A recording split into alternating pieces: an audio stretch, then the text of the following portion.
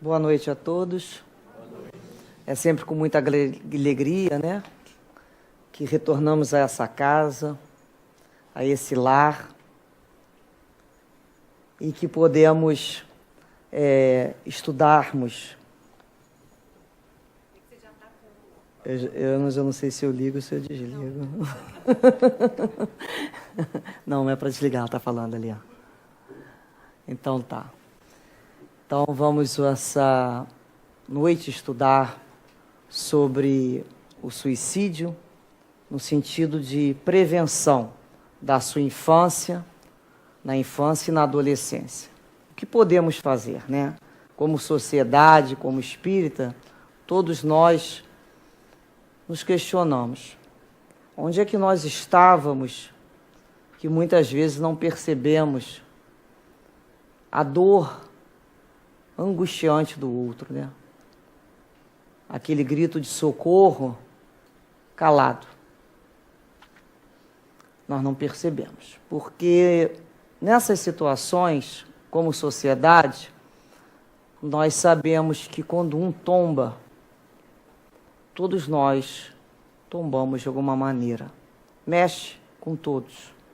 É uma atitude que desencadeia dentro de nós uma série de reações e reflexões. Temos ainda muito que estudar sobre esse assunto, muito mesmo. Então, né, estamos ainda engatinhando sobre essa situação do suicídio, principalmente nessas fases de vida que a gente fala assim, puxa, mas tinha tanta coisa para fazer, para viver e para experienciar. Então, nós já iniciamos aqui com esse momento aqui que Paulo nos alerta para que não julguemos. É um assunto que precisamos ter muita responsabilidade para tratar. E um sentimento de respeito. Não estamos aqui para julgar a atitude de ninguém, de nenhum espírito. Não somos capazes, não temos moral, não somos ainda criaturas que já conquistaram a capacidade da fé ou do amor. Estamos a caminho. Estamos aqui dizendo um para os outros, olha, vamos continuar lutando. Vamos nos unir mais. Precisamos de fraternidade. É isso que nos mantém na vida, o afeto.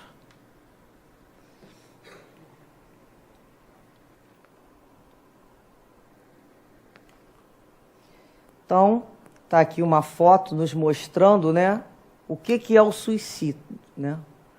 É um ato deliberado. Nós vamos, mais uma vez, é importante a gente validar que nós vamos conversar sobre o tema referente a crianças e adolescentes e jovens, ou seja, nós estamos falando de menores de idade que estão sob a nossa responsabilidade. Ou seja, temos sim a obrigação de conduzi-los durante a sua vida, nessas etapas iniciais. Cabe a nós algumas decisões sobre as suas vidas. E nós não podemos ter receio de assumirmos esse papel de condutores desses espíritos, nesse momento que nos chegam.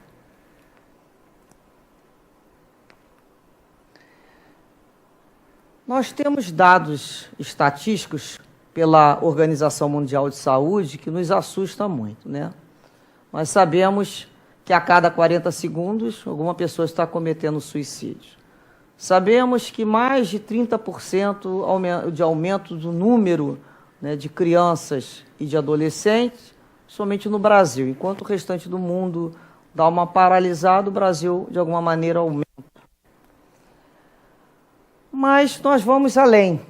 Vamos continuar fazendo essa busca. Nós temos aqui uma imagem ali da tecnologia. Nós sabemos hoje que inúmeros especialistas estão buscando as causas. A área médica, né? a área da psicologia, nesse sentido do comportamento, estudo de comportamento. E foi, de alguma certa maneira, observado o uso dos aparelhos, né, da rede, da internet, desse mundo novo, que para muitos de nós a gente chama novo, né? Para outros, já desde novinhos, sempre mexeram com aquilo, né? Eles já nascem com aquele dedinho. Eu costumo dizer que daqui a um tempo já vai reencarnar, né, com aquele dedinho fininho para mexer naquelas teclas menores. A gente não é mais bruto. Então, isso é uma lei, né, da própria lei de sobrevivência, que nem nos diria Darwin, né, da espécie. Vão se aperfeiçoando. Então, nós sabemos da colocação de alguns estudiosos sobre o uso da rede. Mas a internet já é o segundo meio de comunicação mais usado. Já se instalou em nossas vidas. Não temos mais como dizer, você não vai usar telefone, você não vai usar a internet, você não vai usar mais a rede social. Não há mais como se fazer isso. O que nós podemos pensar sobre isso? Que foi um espaço que está sendo mal utilizado por algumas mentes, como tudo na vida. Então, nós sabemos que a televisão também possui séries que vão falar e ensinar sobre suicídio ou glamorizar. Nós sabemos que a internet tem lá fóruns ensinando como cometer suicídio. Nós sabemos que existem jogos com nomes tão poéticos, né? Baleia Azul, que vão criar desafios até que o último desafio seja cometer a própria morte. Nós sabemos do perigo que isso tudo representa, porque antigamente nós mandávamos, né, os filhos para o quarto, acreditando que lá eles estariam seguros. Não era assim? Olha, vai para o quarto. Não vai nem ter televisão, não tem nada, porque também o quarto não tinha televisão naquela época, quarto de criança. Então vai para o quarto. Aí a gente achava que eles estavam lá quietos, máximo fazendo uma bobagem, riscando alguma coisa, jogando uma bola no abajur, mas estavam ali no quarto. Mas hoje não é mais um lugar seguro. A internet é um caminho para o mundo, a gente não sabe para onde que eles foram. Então nós temos que ocupar sim esses espaços, ao mesmo tempo que precisamos ensinar a eles discernir e utilizar esses espaços. Isso sim nós temos que fazer. E limitar o uso, porque com crianças e adolescentes nós decidimos o que é melhor para ele, até que ele aprenda a cuidar de si. Mas se ele nasceu nosso filho, é porque ele não nasceu sabendo. A gente não fala assim, nós é que vamos ensinar a ele cuidar de si mesmo. Nós vamos dar os valores sobre o corpo físico, nós vamos falar da importância para um jovem, para uma criança, do sono. Ele tem que dormir. Porque no outro dia ele precisa estar bem desperto para praticar atividade física, para ir para o colégio, para fazer suas tarefas, para desenvolver. Então nós temos percebido crianças que vão dormir madrugada dentro e não conseguem mais acordar. Porque estavam na internet, porque quiseram estar. Então a gente começa a perceber que desejos sempre existiram. O que não tinha era a permissividade que tem hoje, que se concorda com todos os desejos. Ora bem, o não é necessário, olha, não pode, tem tal horário. Então, o horário, né, de internet, joguinho, é bem pequeno. Nós temos outras coisas aí para fazer que são mais importantes. Então, quando você vai desenvolver com a criança, a importância, né, do ar livre, dos jogos, de sentar junto à mesa, né, sem uma distração dessa. Então, é quando você começa a organizar esse tempo. Quando a gente vê os jovens com os seus problemas, né, a gente vai lembrar da questão do desenvolvimento mental dele. Já tem alguns psiquiatras, alguns estudiosos, dizendo, né, e demonstrando para a gente que o cérebro ele só está completamente desenvolvido lá pela idade de 22, 23 anos. Ou seja, ele ainda está em processo de formação. Se esse cérebro ainda está em processo de formação, logicamente ele não terá uma coisa que nós chamamos de resiliência, né? Eles não terão condições de suportar pressões, né, que a gente chama de dificuldade nível do adulto. Então, a criança ela vai e jovem vai aprendendo a desenvolver a resiliência, encontrar soluções, ter mais resistência para passar por situações difíceis. Por isso a importância dos pais junto a essas crianças e adolescentes. Eles vão ver brigas familiares, não vão? Eles vão ter a questão do bullying. Antigamente, esse bullying, ele era só no colégio. A gente fala só no colégio, o colégio inteiro. Mas, comparando com as redes sociais, era só no colégio. A gente achava que era péssimo. Hoje são nas redes sociais. Então, vejamos. Como resistir a essas situações, se ele não tem esse preparo?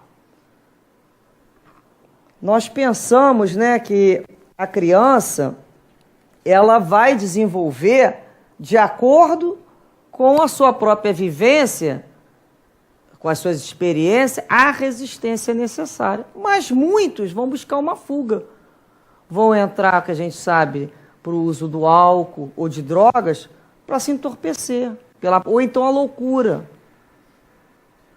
E a gente esquece dessas questões mentais que eles já trazem, muitas vezes, essas crianças, que hoje em dia, né, é muito mais fácil buscarmos um especialista, levar, a própria escola já conduz aos especialistas com o comportamento da criança, problema com a família. Nós vamos ter os psicólogos, nós vamos ter uma equipe, né, dentro da escola, que a gente chama multidisciplinar, ajudando a família. Nós vamos ter médicos para realmente reconhecer se a criança está vivenciando uma ansiedade, uma depressão e utilizar a medicação correta. São medicamentos melhores do que já existiram. Se nós sabemos que muitas dessas situações podem ser prevenidas por tratamento médico, por que não? Então, muitas vezes, somos nós, como família, que precisamos vencer o preconceito de ir ao psiquiatra. Olha lá, a criança que tem um problema de visão, ela vai lá no oftalmologista e manda fazer um óculos. Outros precisam ir no psicólogo, no psiquiatra, precisa ver medicação. O importante é que está sob controle, para que ela tenha mais possibilidade de aprender a resistir, a ser mais independente. Então nós sabemos de alguns jovens que se suicidaram por problemas amorosos, porque resolveram fazer que nem Romeu e Julieta, outros chegaram em casa e viram na rede social sua foto nua, porque se colocaram para o outro naquele momento como adolescente, esquecidos que hoje ainda não temos, apesar de alguns mecanismos, né, de defesa, mas ainda está complicado essa questão da imagem do outro.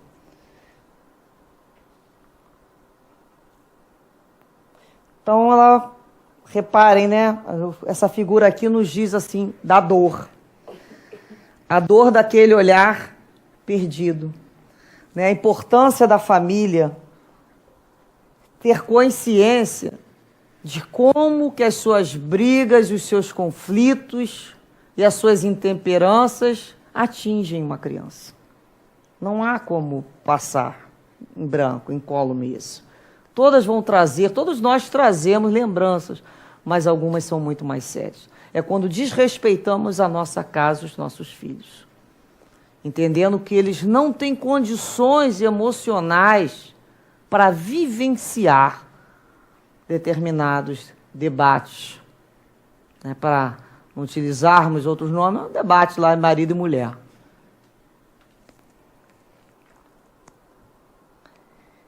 Nós chamamos de mundo, né? Nós temos aí um mundo, uma tecnologia, um mundo agitado. Nós percebemos que esse mundo nos faz pensar, né? O que nós estamos oferecendo para eles. A criança vê o mundo, o adolescente vê o mundo lotado de gente e árido de sentimento. que ele vai fazer? Quais são as suas buscas?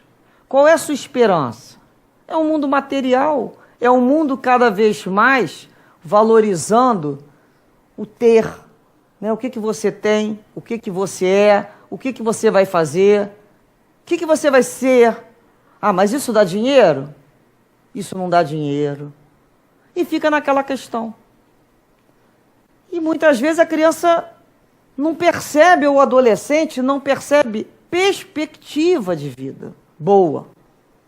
Porque não tem o quê? Não tem emoção. E muitas das conquistas que nós colocamos para eles já vão sendo dadas pelos pais. Quantas vezes, né, a gente repara que a criança, ela já vem recebendo as coisas como gratificações sem um porquê, de forma imediata. Ela pede, ela ganha, ela não sabe por que ela ganhou, só porque ela pediu. Antigamente não, né? Olha, tinha o tal do condicionamento, né? Que a gente fala assim, um contrato condicionado.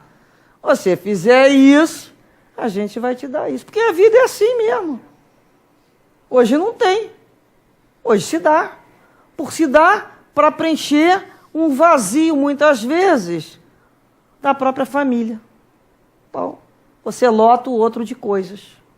Você joga para o outro preencher de coisas e você fala assim, vou te dar isso, vou te dar isso, vou te dar... Mas é um prêmio, é o quê? Está ganhando tanta coisa por causa de quê? E depois ele vai conquistar o quê? Ele já tem tudo. Porque os valores que foram dados para fazer a conquista foram somente esses. Olha, vai trabalhar, vai ser alguém para que você tenha uma televisão. Aí ele tem. Para que você ganhe esse brinquedo. Aí ele já ganhou. Para que você ganhe essa roupa. Já tem. Para não ser... Já ganhou. Aí ele vai pensar assim, para que eu quero isso? Eu já tenho bem dizer tudo, né? A gente vai vendo um mundo assim que não tem uma conquista mais profunda. Vocês vejam que nós, como sociedade, chegamos a uma idade, né? Lá aposentamos, aí a gente para pensar, pô, já conquistei a casa, já conquistei o carro, já conquistei a viagem que queria fazer, né? Graças a Deus, conquistei pagar o plano de saúde, conquistei, vai fazendo isso aqui. Acabou tudo. Mas peraí, era só para sobrevivência que a gente veio? Só para resolver aspectos de necessidades básicas? Será que a gente não percebeu as conquistas morais que precisamos fazer? Se a gente parar para olhar, a gente vai ver, isso eu não tenho. Olha quanta coisa boa aí para tentar descobrir, para conquistar.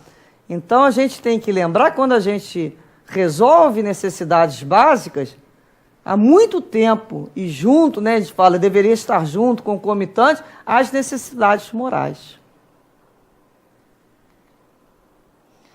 Então, são as pressões sociais, né? Esse desenho bem, essa pressão social que a gente fala para o camarada que ele tem que ser realizado em tudo, né?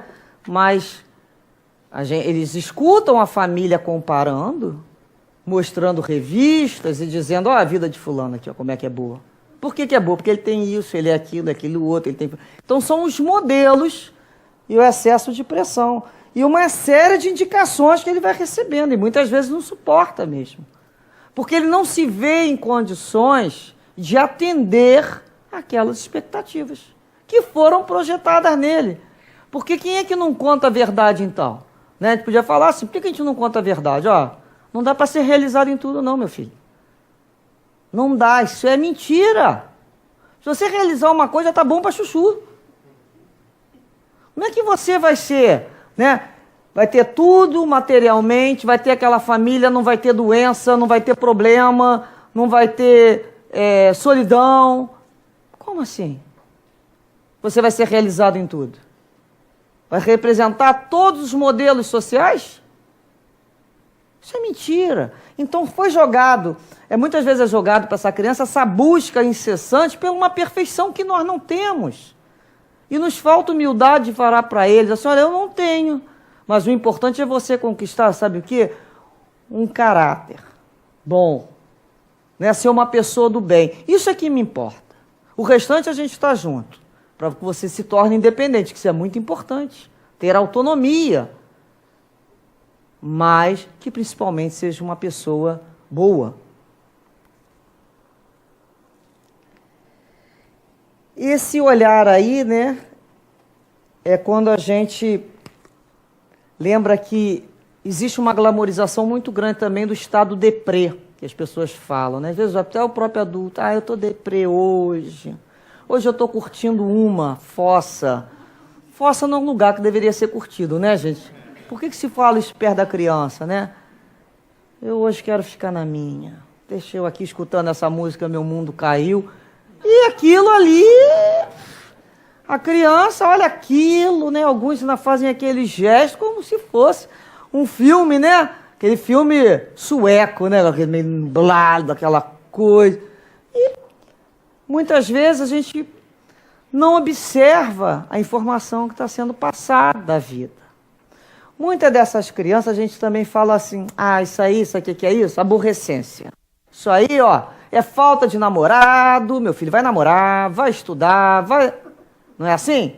É tipo, vai ver alguma coisa lá fora, porque aqui dentro não tem problema. E a gente esquece que existem problemas. Muitas vezes não é só aborrecência, e nós vamos ver que podemos ter inúmeras causas. É um assunto muito complexo, pode ser um problema de saúde social, pode ser o problema, né, da própria família como presença, ausência de afeto, de carinho, pode ser um lugar inseguro, pode ser uma família que abuse psicologicamente da criança, ela pode estar num ambiente de escola nocivo. É uma sociedade já por natureza mais competitiva do que cooperativa, isso tudo influenciando em mentes muito novas. Nós não podemos falar, né, de todos esses aspectos desses estudiosos, especialistas, sem trazermos a doutrina espírita, que justamente nos oferece o esclarecimento, mas também o consolo.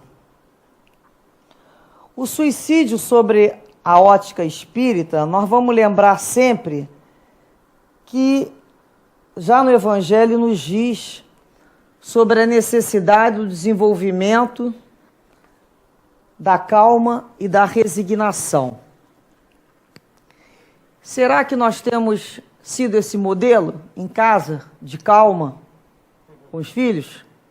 A gente tem calma?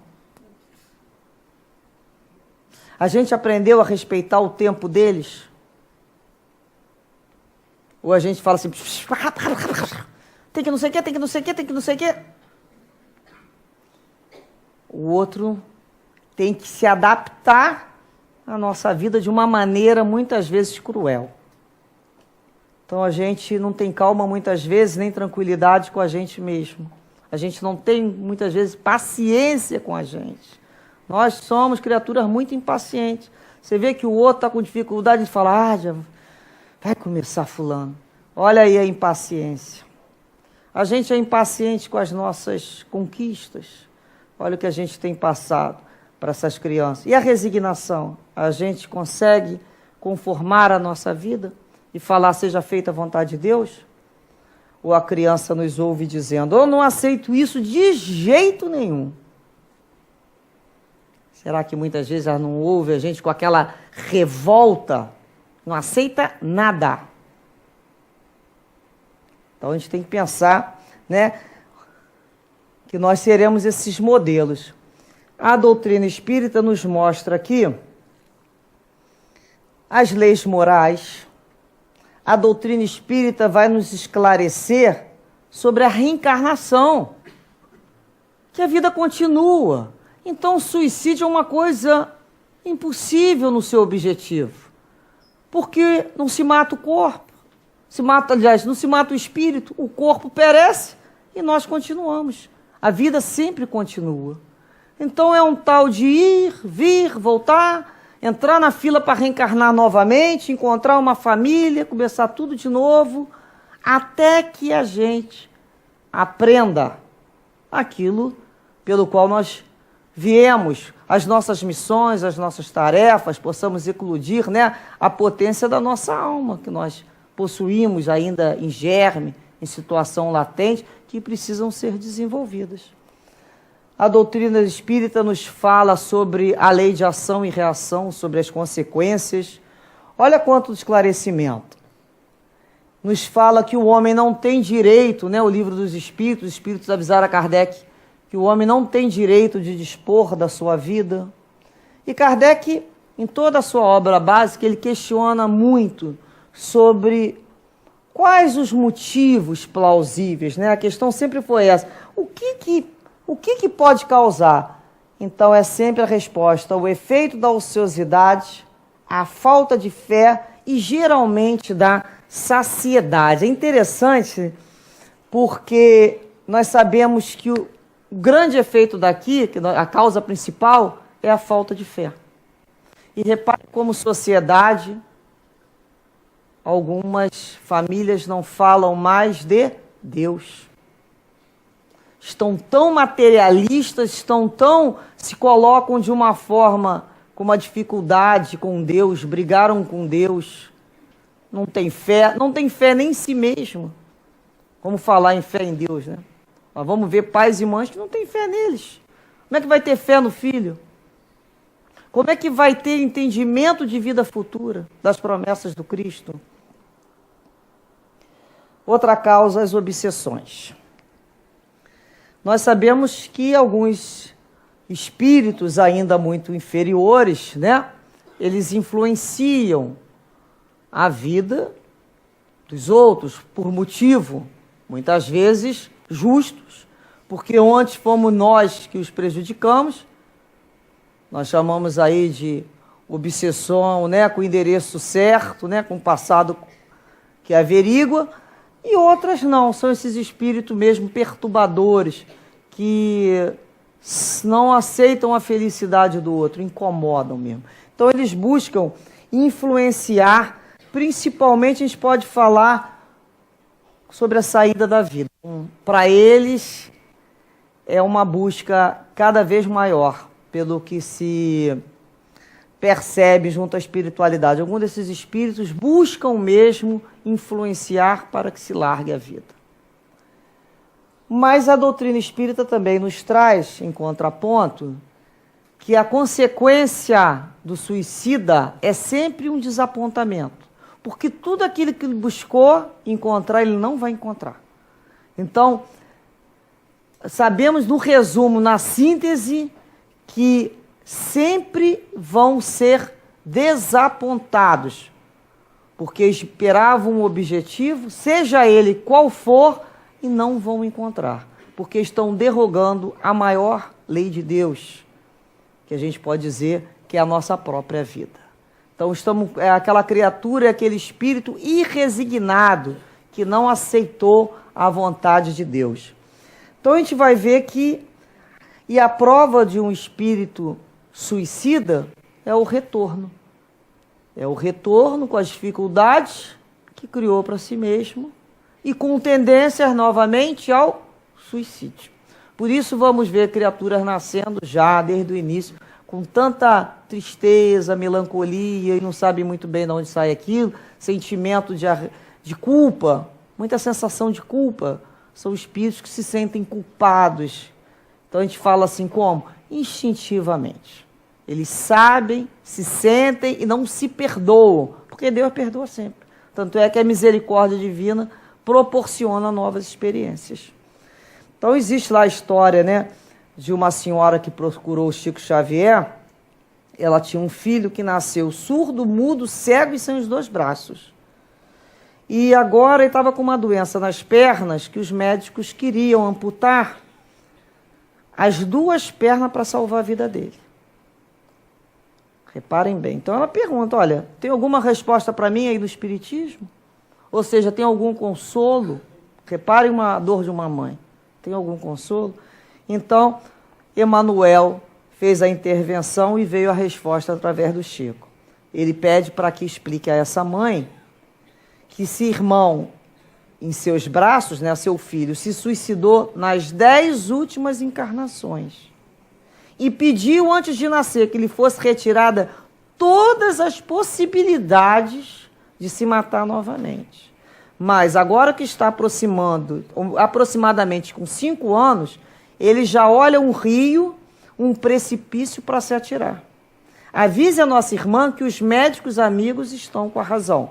As 2 pernas dele vão ser amputadas. Em seu próprio benefício, para que ele fique mais algum tempo na terra, a fim de que diminua a ideia do suicídio. Então, são casos dolorosos. Nós não temos como apreciar. A gente muitas vezes vê a ponta de um iceberg, não é mesmo? Não temos como apreciar a vida, a história, os sofrimentos de cada espírito.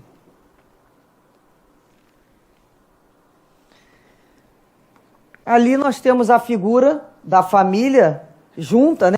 Estudando as leis morais. Nós vamos lembrar da importância de conversarmos com as crianças sobre esses assuntos de uma forma mais diluída, a cada idade de uma maneira. Nós não precisamos, né, lotar o cérebro infantil de informações que eles não saberiam utilizá-las. Iria mais perturbar do que outra coisa. Então precisamos falar para ela sobre o amor, sobre Deus, sobre a importância da vida dela, sobre a importância da presença dela junto a gente. Então é isso que se fala das leis de Deus. E aqui a figura de Jesus na evangelização espírita infantil, né, conversando com as crianças. A importância da família trazer as crianças para a evangelização infantil. Então não é no horário somente que a gente inventa, é o horário que a casa pode dispor com os seus voluntários. E a mesma ou maior importância do que o horário do colégio. Então a casa espírita, a evangelização é o momento que a gente traz as crianças, que elas vão poder ouvir essas noções morais, falar sobre o abstrato, que muitas vezes a gente não sabe conversar com a criança sobre isso, e a casa já tem uma tarefa, já tem instrumentos para isso. É quando a gente pode mostrar para o filho e falar, olha só como é que tem outras famílias que pensam que nem a gente. Porque às vezes o filho fala, né? Só que em casa que é assim, ó, tá lá. Lá na casa espírita tem outras famílias que têm os valores muito ajustados com o da nossa casa.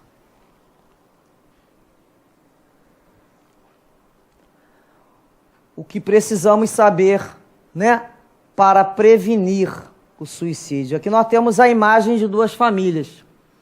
O que nós estamos vendo ali? Elas estão na mesa, elas estão juntas. Uma está junta e a outra está junta, que a gente chama junto e separado. Sem a qualidade do momento presente. Sem saber apreciar uma alimentação, né, a convivência do outro, sem distração. A gente chegou a um ponto de se distrair para não se olhar. Agora estamos distraindo para não olhar o outro também. Olha a nossa ausência na nossa presença. Então são as diferentes famílias. Filho precisa de presença física, disponibilidade emocional, não é? A gente precisa estar ali ouvindo o que o outro quer falar, qual a necessidade dele, o que ele trouxe de dificuldades hoje lá da rua. Dá espaço para ele jogar o assunto, porque às vezes ele não sabe jogar, às vezes ele está com medo. E a gente tem que fazer essa percepção. Então a antena de pai e mãe é assim, ó, radar virado para o filho. Tanto é quando esse radar está bem localizado, que ele está bem disponível emocionalmente e bem atento, o filho chega e a gente já falou, ó, tem alguma coisa errada. Está mentindo, tem alguma coisa aí. Pode falar. Por quê? Como é que sabe? Por causa do radar. Cuidado e os maridos também, que a mesma coisa funciona com vocês.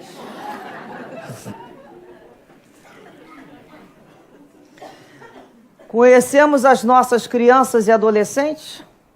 Olha lá que foto. Vendo meu irmão, o outro ama a minha irmã. Não conhecemos, né? Eles não são iguais. Eles não vêm também com manual. Eles tem problema de fábrica e não tem como devolver. Muitas vezes a pessoa tem lá a vida e vai ter filho, como se fosse lá um checklist em que ele tem que cumprir. Vai fazer 15 anos, eu vou namorar, eu vou viajar, e lá eu vou ter um filho. Não é assim a vida. Se muitas vezes não está preparado para receber, mas ele veio mesmo assim, vai ter que se preparar. E filho passa a ter a senha número 1, é prioridade. Então, por mais que leia livrinho lá, que explica como é que dá banho, com que dá de alimentação, vai precisar ter uma coisa chamada percepção maternal e paternal. É a hora que está sendo desenvolvido aquele tipo de sentimento. Então, cada filho pode ter 4, 5, 8 filhos. Cada um deles, o pai e a mãe, vai ter um comportamento específico. Vai ter a regra geral da casa, mas são questões específicas. Porque ele percebe, ele sente a necessidade daquele filho. Então, para isso tem que ter convívio. Isso tem que ter percepção. Isso tem que entender que não vem pronto. Que não tem receita, que não vai morrer, não. Vamos lá cuidando, vamos pedindo ajuda. Mas tem que se participar desse processo, né? Principalmente nos primeiros anos da criança, com relação à alimentação. Hoje em dia está muito permissiva a alimentação, uma alimentação, ou vai para o lixo a alimentação de casa, ou está na rua comendo o lixo da alimentação. E a gente sempre brinca, temos que parar de desensacar mais e descascar mais. Nós temos que voltar, vamos ter que aprender novamente o que é comida saudável, porque isso está mexendo com as crianças. Não tem como não mexer. A questão do sono, a questão da higiene, a questão dos médicos, das vacinas, elas se sentem, né, protegidas, elas se sentem cuidadas. Eles são espíritos imortais, já vieram, né? Estão vindo novamente, ó, de outras vidas, vão trazendo, não somos desconhecidos, certamente temos nossas afinidades, nós não sabemos quem eles foram, nem que serão. A gente fala é um anjinho. Será que é um anjinho? Isso é um espírito imortal, né? A gente tem que ter essa confiança. São espíritos que nos foram confiados para que nós possamos conduzi-lo com muito amor, mas também com firmeza. Com disciplina necessária para qualquer convivência, até que eles aprendam a cuidar de si. Então o espírito chega para que a gente fale para ele, olha, vamos aprender a cuidar de si, vamos se relacionar, vamos te ensinar a relacionar com os outros e relacionar com Deus. Cabe aos pais isso. Inclusive a questão social. Então, na adolescência, o espírito retoma ali a sua experiência. E essa foto aqui é quando a gente lembra o que fazer, né? Fazer é abraçar, muitas vezes. Muitas vezes falta afeto físico, tato mesmo, agarrar filho, beijar, fazer cosquinha, brigar, mexer com ele. Por quê? Porque isso é troca, isso é amor. Isso é muito importante. É mexer mesmo com cuidado, com carinho, mas ele se sentir envolvido. Eu lembro, né, que a gente chegava em casa, às vezes, pegava lá a perna de pai e mãe, agarrava e vinha da rua chateado e chorava, né, na perna de pai e mãe. Daqui a pouco eles davam aquela sacudida na gente, dava aquele abraço. Parece que foi um descarrego, né, como se diz. Porque pai e mãe funciona como se fio terra mesmo. Bota pra cá, meu filho, joga essa tua raiva da rua e vem cá que vai ganhar um abraço para ficar tudo mais tranquilo. É essa certeza que o pai e mãe ama incondicionalmente. Vamos brigar, vamos chamar atenção, vamos nos entender, mas ó, volta aqui, me dá um beijo, me dá um abraço. Eu te amo, é importante ser dito.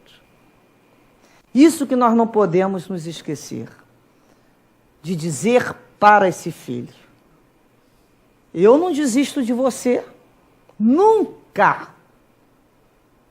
E você não pode desistir nem do meu amor, nem do amor de Deus por você. Nunca poderá desistir dessa vida. Você nunca esteve sozinho, nem ficará.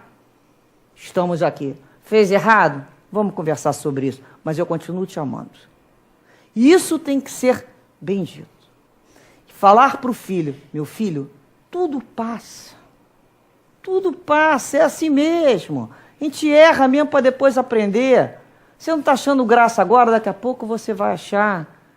Está um tédio, vai inventar moda. Lembra quando a gente ficava sem ter o que fazer? A mãe já falava, não tem o que fazer, já vai inventar moda. Já veio aqui com essa invenção de moda.